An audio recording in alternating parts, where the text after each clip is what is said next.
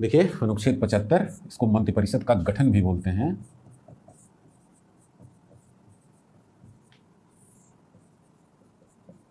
मंत्रिपरिषद का गठन। ध्यान से देखिएगा, अनुच्छेद 75 के कुल 6 सब क्लाजेज हैं इसमें, और एक एक करके आपको समझना होगा। ये 6 के 6 सब बड़े ही इंपॉर्टेंट हैं।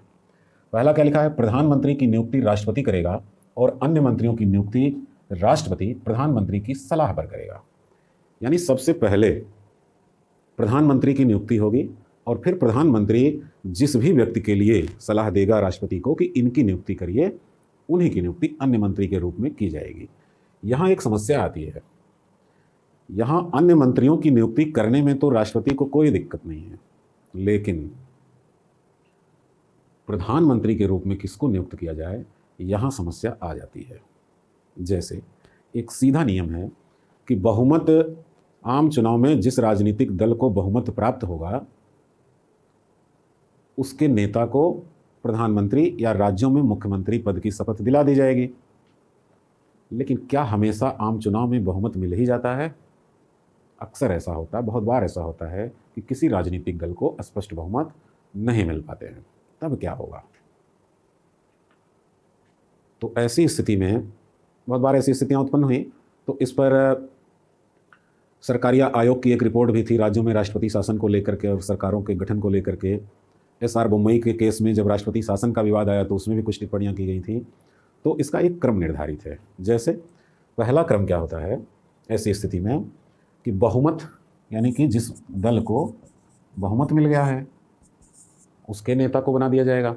अगर किसी को बहुमत नहीं मिला है तो दूसरे नंबर पर है चुनाव पूर्व गठबंधन। चुनाव पूर्व गठबंधन, यानी कि अगर चुनाव से पहले कुछ राजनीतिक दलों का आपस में गठबंधन हुआ था और उन्हें बहुमत मिलता है तो उनके नेता को प्रधानमंत्री या राज्यों में मुख्यमंत्री पद की शपथ दिलाई जाएगी। अगर ऐसा भी नहीं है तो तीसरा स्थान आता है जो सबसे बड़ा राजनीतिक दल है, यानी चुनाव के बाद सबसे ज़्यादा सीटें जिसके पास हैं, यानी कि सबसे बड़ी पार्टी। और अगर ऐसा भी नहीं है तो चौथे स्थान पर आता है राष्ट्रपति का विवेक। ये विवेक पर निर्णय लेगा। अब इस 4 क्रम को आप सेट कर लीजिए। सबसे पहला, बहुमत दल प्राप्त नेता को प्रधानमंत्री या राज्यों में मुख्यमंत्री बनाया जाएगा।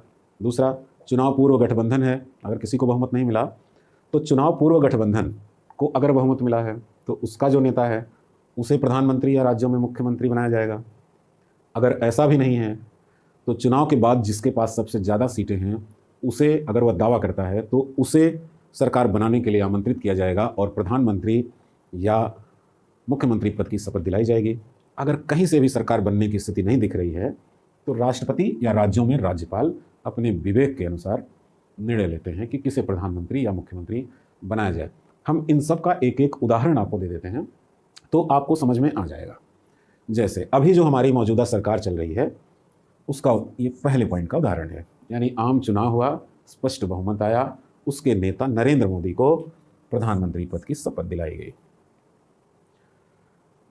इससे पहले जो सरकार थी यूपीए गवर्नमेंट, उसमें कांग्रेस को स्पष्ट बहुमत नहीं था, लेकिन एक चुनाव पूर्व गठबंधन था तमाम पार्टियों का मिल करके, और कांग्रेस सबसे बड़ी पार्टी के रूप में भी उभरी थी। तो उनके नेता मनमोहन सिंह को प्रधानमंत्री के रूप में शपथ दिलाई गई थी। यहाँ देखिए, सबसे बड़ी पार्टी तीसरे नंबर पर, यानी ना किसी के पास बहुमत हो, न चुनाव पूर्व गठबंधन हो। जैसे अभी 2 साल पहले कर्नाटक में हुआ था, बड़ा फेमस हुआ था। वहाँ पर भारतीय जनता पार्टी, कांग्रेस और जेडीएस, ये 3 बड़े दल थे जिनको ज़्यादा सीटें आई थी, बाकी अन्य जो सीटें रही हों निर्दलीय वगैरह। तो सबसे बड़ी पार्टी के रूप में भारतीय जनता पार्टी थी, कुछ सीटें कम थी। उन्होंने दावा प्रस्तुत किया कि हमें सरकार बनाने के लिए बुलाया जाए, तो पहला मौका उन्हें दिया गया और जिस दिन बहुमत सिद्ध करना था उस दिन तक, उससे पहले ही लगा कि वो सरकार गठन नहीं कर पाएंगे और उन्होंने त्यागपत्र दे दिया। यानी कि बहुमत किसी को था नहीं, चुनाव पूर्व गठबंधन भी नहीं था, और जो सबसे बड़ी पार्टी थी वो सरकार बनाने में असफल हो जाती है। तो अब क्या होगा?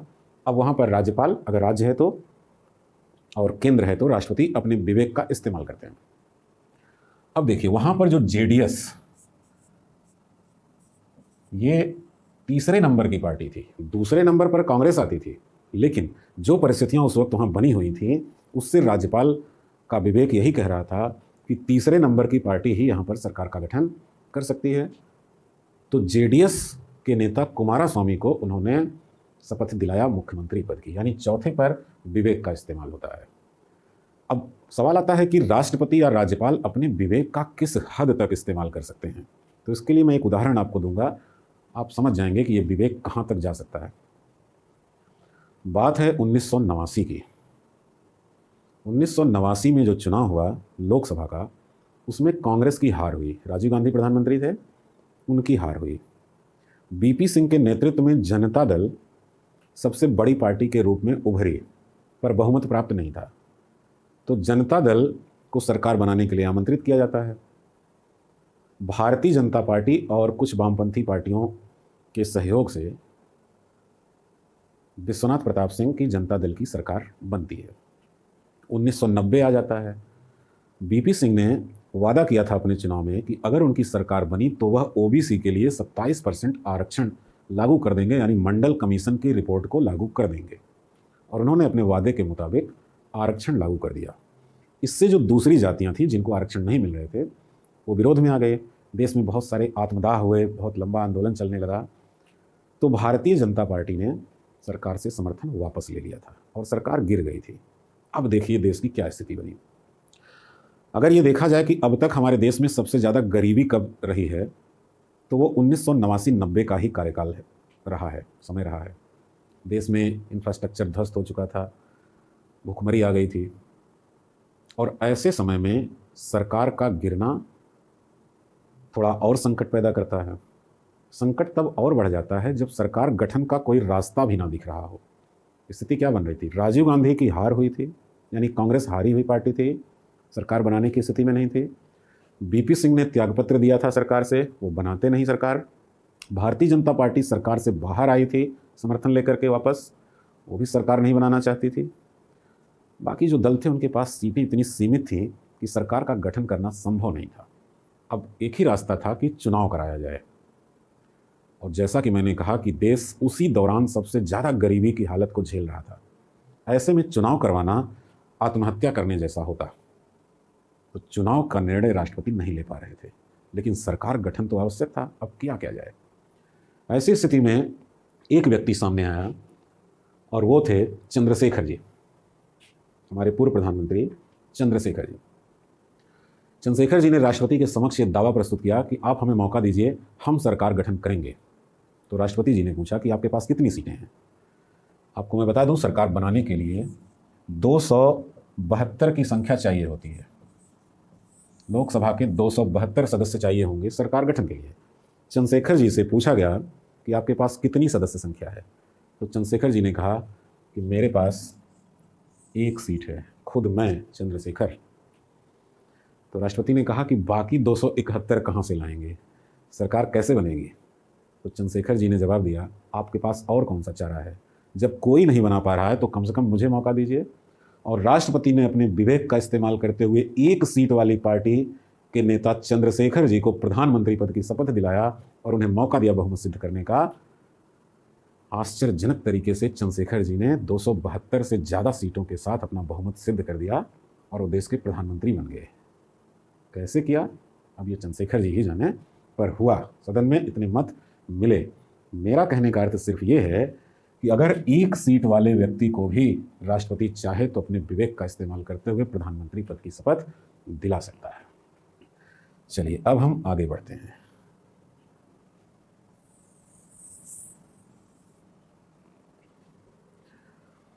जब प्रधानमंत्री की नियुक्ति हो गई तो फिर कोई समस्या नहीं है, अन्य मंत्रियों की नियुक्ति उसी की सलाह पर राष्ट्रपति कर देगा।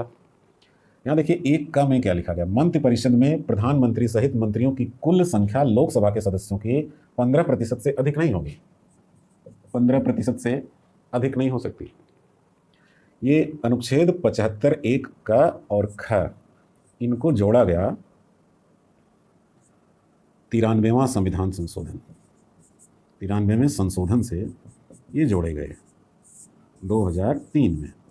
होता क्या था कि 2003 और उसके बाद भी और थोड़ा पहले भी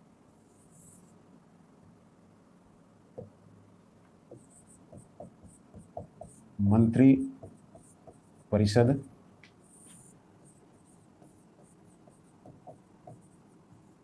की संरचना, यानी किन लोगों से मिल करके हमारी मंत्री परिषद बनती है। देखिए, पहला इसमें है कैबिनेट मंत्री,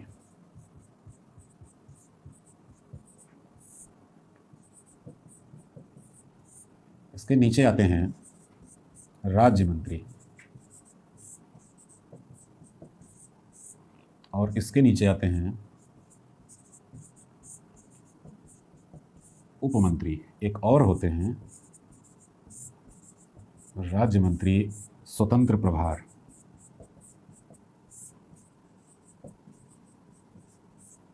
समझने की कोशिश कीजिए, 3 तरह के मंत्री होते हैं हमारी सरकार में, कैबिनेट मंत्री, राज्य मंत्री, उपमंत्री। सबसे उच्च दर्जे का जो मंत्री होता है वो कैबिनेट मंत्री है।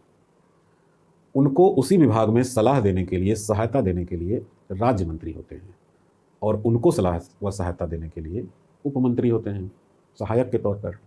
यानी किसी विभाग में, जैसे मान लीजिए शिक्षा विभाग है, और शिक्षा विभाग में एक कैबिनेट मंत्री है, ये देखिए, ए एक कैबिनेट मंत्री है और बी एक राज्य मंत्री है शिक्षा विभाग में। तो हेड कौन हुआ? हेड हुआ ए, यानी कैबिनेट मंत्री। बी ए के निर्देशों का पालन करते हुए उस विभाग में सहायक के तौर पर कार्य करेगा, उसको कहा गया राज्य मंत्री।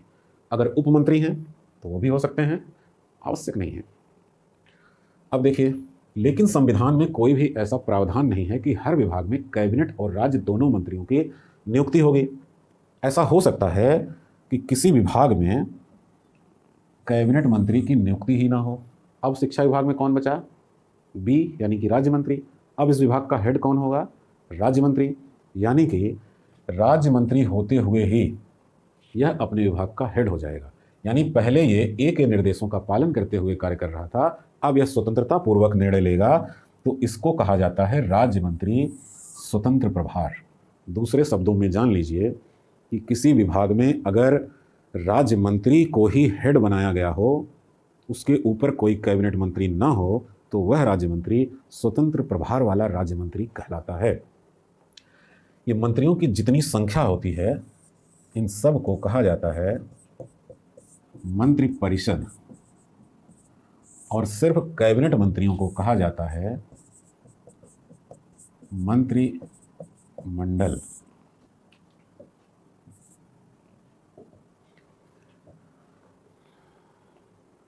जो बैठकें होती हैं सरकार की निर्णय लेने के लिए, उसमें सारे मंत्रियों को नहीं बुलाया जाता, उसमें सिर्फ मंत्रिमंडल के लोगों को ही बुलाया जाता है, क्योंकि कैबिनेट मंत्री अपने विभाग का हेड होता है, और जब हेड खुद बैठा हुआ है निर्णय लेने के लिए, तो फिर सहायक को बुलाने की आवश्यकता नहीं है। संख्या ज़्यादा रहेगी, भीड़ रहेगी, निर्णय लेने में समस्या होगी, इसलिए सिर्फ कैबिनेट मंत्रियों को ही बुलाया जाता है।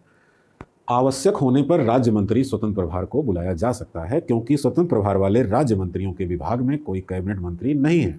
इसलिए अगर उनकी ज़रूरत है, उनका प्रतिनिधित्व आवश्यक है, तो स्वतंत्र प्रभार वाले राज्य मंत्रियों को भी बुलाया जा सकता है।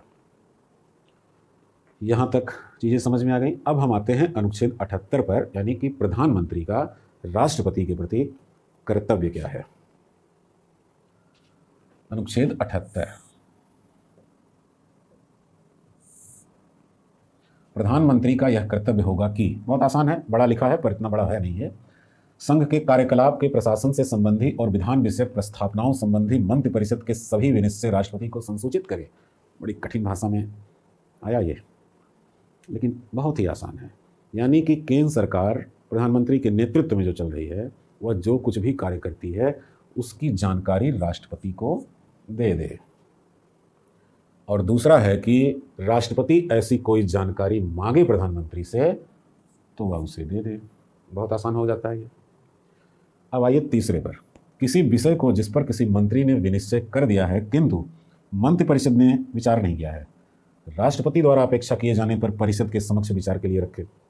होता क्या है, थोड़ा सा प्रोसेस जान लीजिए। किसी विभाग का मंत्री है, जैसे अभी जो शिक्षा मंत्री की हम बात कर रहे थे, ऐसा नहीं है कि शिक्षा मंत्री महोदय ने कोई निर्णय लिया और वो लागू हो जाएगा। शिक्षा मंत्री ने एक ड्राफ्टिंग किया, एक प्रस्ताव तैयार किया, एक निर्णय लिया। अब ये लागू तब होगा जब मंत्रिपरिषद की मंजूरी मिले। तो वो क्या करते हैं, वो पूरा निर्णय प्रधानमंत्री को देते हैं, प्रधानमंत्री उसे मंत्रिपरिषद के समक्ष रखवाते हैं। अब मंत्रिपरिषद अगर उस पर निर्णय लेती है तभी वो लागू होगा। तो यहाँ पर क्या हुआ कि मंत्री महोदय ने तो निर्णय ले लिया, लेकिन मंत्रिपरिषद के विचार के लिए वो रखवाया ही नहीं गया। और ये बात पता चलती है राष्ट्रपति को किसी भी जरिए से, संसद में बहस के जरिए से, मीडिया के जरिए से, किसी भी तरीके से। और ऐसी स्थिति में अगर राष्ट्रपति प्रधानमंत्री को निर्देशित करते हैं कि इसे आप विचार के लिए रखवाइए, तो उस वक्त प्रधानमंत्री का कर्तव्य होगा कि वह विचार के लिए रखवाएं। ये 3 कर्तव्य हैं प्रधानमंत्री के राष्ट्रपति के प्रति। तो यहाँ तक आकर के मंत्रिपरिषद का अनुच्छेद 74, 75 और 78 होता है समाप्त। अब एक और हम आपसे चर्चा करेंगे थोड़ा सा, जो संविधान का प्रावधान तो नहीं है लेकिन आपके लिए समझना बड़ा आवश्यक है। उसको आते हैं हम। आप इसको इस तरह से समझिएगा, मंत्रिपरिषद की अनिवार्यता।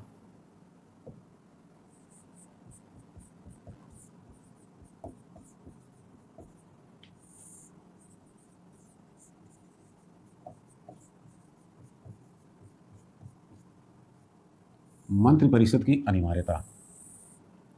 क्या केंद्रीय मंत्रिपरिषद सदैव अनिवार्य है? इस पर न्यायालय में बड़ा विचार किया गया है। उसी के विषय में हम आपको बताने जा रहे हैं। देखिए, इसमें 2 केस के माध्यम से आपको समझना होगा।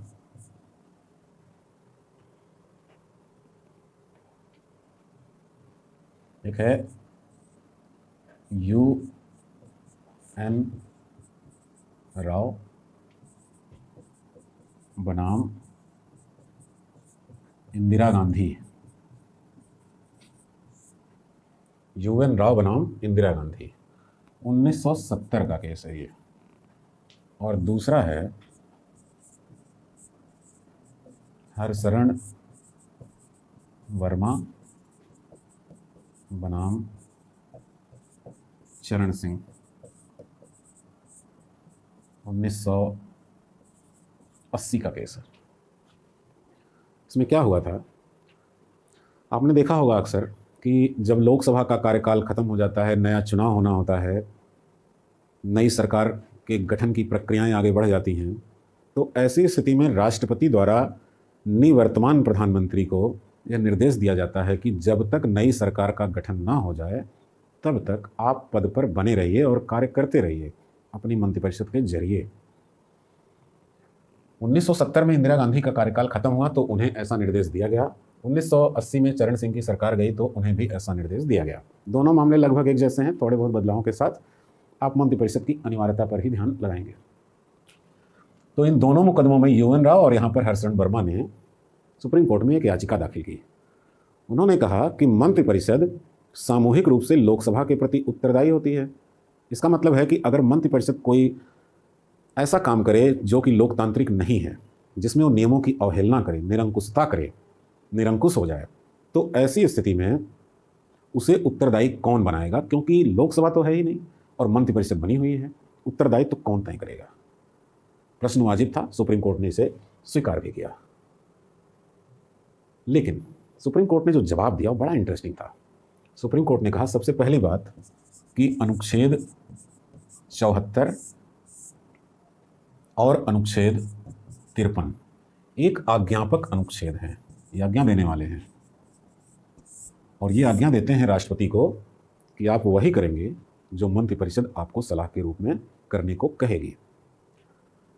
तो मंत्रिपरिषद अगर नहीं है तो फिर राष्ट्रपति कार्य कैसे करेगा? क्योंकि राष्ट्रपति वही करता है जो मंत्रिपरिषद कहती है करने के लिए। इसलिए इन अनुच्छेदों के तहत मंत्रिपरिषद तो रहेगी, वो जा नहीं सकती। दूसरी जो आपकी आशंका है कि मंत्रिपरिषद लोकसभा के न रहने पर निरंकुश हो जाएगी, तो उसका समाधान ये है, सुप्रीम कोर्ट के ही शब्दों में, कि संसद के एक सत्र से दूसरे सत्र के बीच में अधिकतम गैप कितना रखा जा सकता है? 6 माह। और लोकसभा भंग होती है तो दूसरा चुनाव कितने समय के भीतर हो जाना चाहिए? 6 माह। तो जब लोकसभा सत्र में नहीं होती है तब भी मंत्रिपरिषद कार्य करती रहती है और निरंकुश तो नहीं होती। इसका अर्थ यह है कि लोकसभा का भंग होना मंत्रिपरिषद के बने रहने में कोई बाधा नहीं है और मंत्रिपरिषद अनिवार्य है। क्योंकि इसके बगैर राष्ट्रपति कार्य कर ही नहीं सकता। ध्यान रहे, केंद्रीय मंत्रिपरिषद की बात हो रही है, राज्य मंत्रिपरिषद अनिवार्य नहीं है, क्योंकि वहाँ मंत्रिपरिषद को बर्खास्त करके राष्ट्रपति शासन भी लगाए जाते रहे हैं। तो यहाँ तक आ जाता है मंत्रिपरिषद का चैप्टर। अब छोटे